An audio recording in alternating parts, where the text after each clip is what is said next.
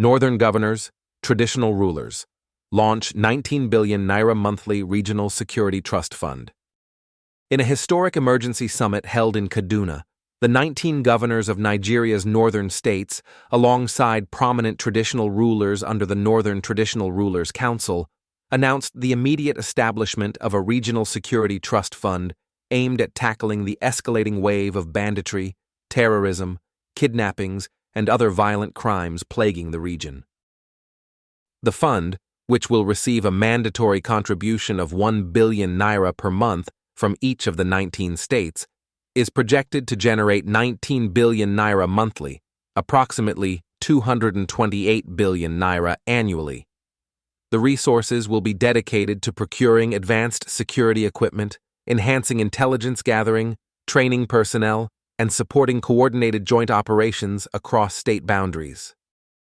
Speaking at the closed-door meeting, which was later addressed in an open session, the governors described the initiative as a bold and decisive step to complement federal efforts and fill critical gaps in the current security architecture. The question of negotiating with bandits is really beyond, the governors per se, because it's a national issue and security is on the exclusive list. But the governors are doing whatever possible in order to ensure that this issue of banditry is brought to control and it doesn't come up any longer. Along the way, obviously, the claim is made that governors are the chief security officers. But a situation whereby the security agencies do not take directives and they only take directives from their own commands, governors will be left to know nothing but to wait until things are done, and by the time decisions are made, it might be too late. The security situation in northern Nigeria has reached a tipping point.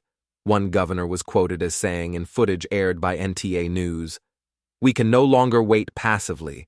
This fund will be deducted at source to ensure transparency and timely disbursement. It is not a replacement for federal responsibility, but a demonstration that we are ready to take ownership of our people's safety." Key resolutions from the summit include immediate creation of the Regional Security Trust Fund, with contributions starting December 2025. Strong advocacy for the establishment of state police, with the governors renewing calls on the National Assembly and President Bola Tinubu to expedite constitutional amendments. A 6-month suspension of all mining activities across the north to disrupt the funding networks of armed groups. Illegal mining has repeatedly been identified as a primary revenue source for bandits and terrorist elements.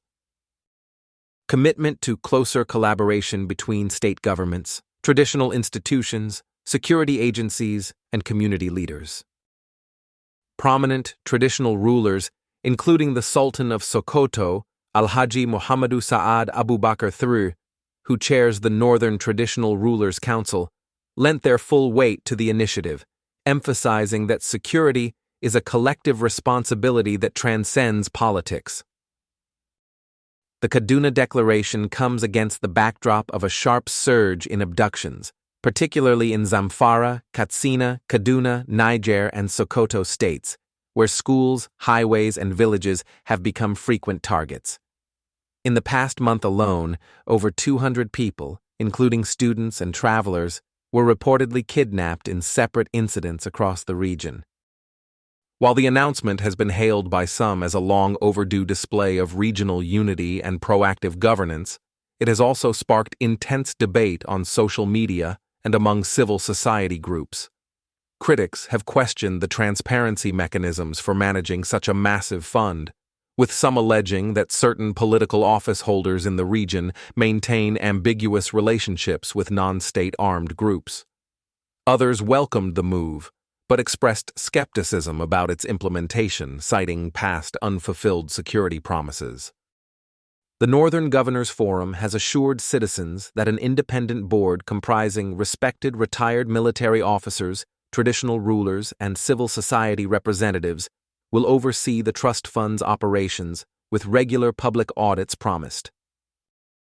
As Nigeria grapples with one of its most challenging security phases since the peak of the Boko Haram insurgency, the Kaduna summit marks the strongest regional response yet from the north.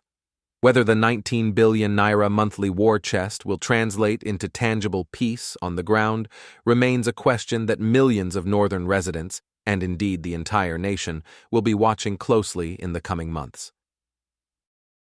The question of negotiating with bandits is really beyond, the governors per se, because it's a national issue and security is on the exclusive list. But the governors are doing whatever possible in order to ensure that this issue of banditry is brought to control and it doesn't come up any longer. Along the way, obviously, the claim is made that governors are the chief security officers. But a situation whereby the security agencies do not take directives and they only take directives from their own commands, governors will be left to know nothing but to wait until things are done, and by the time decisions are made, it might be too late. So having the local police, especially with the experience the North had, even before the colonial administration and subsequently through the colonial administration and post-independence days, in those days when emirs and chiefs were in charge and they were using only the traditional institution of village district heads and emirs, there wasn't that issue, and they were using only the local police, which we call Endoka, and Dogari, which is the local palace guards. But there was effective security, even though the numbers were less then. But now, with a centralized command, hardly you can do anything. So it's not a position we are taking today. Even in our last meeting in May, we demanded that the federal government looks into the issue and also takes a decision in that regard. We are only calling or emphasizing today that there is need to fast track and ensure that we do the needful. And with regards to funding or any anticipated financial implication of that, that's why we are setting up a security trust fund, and we've committed ourselves to contributing at least in the first instance 1 billion monthly until we see that we have that comfort and we are ready to confront the issue.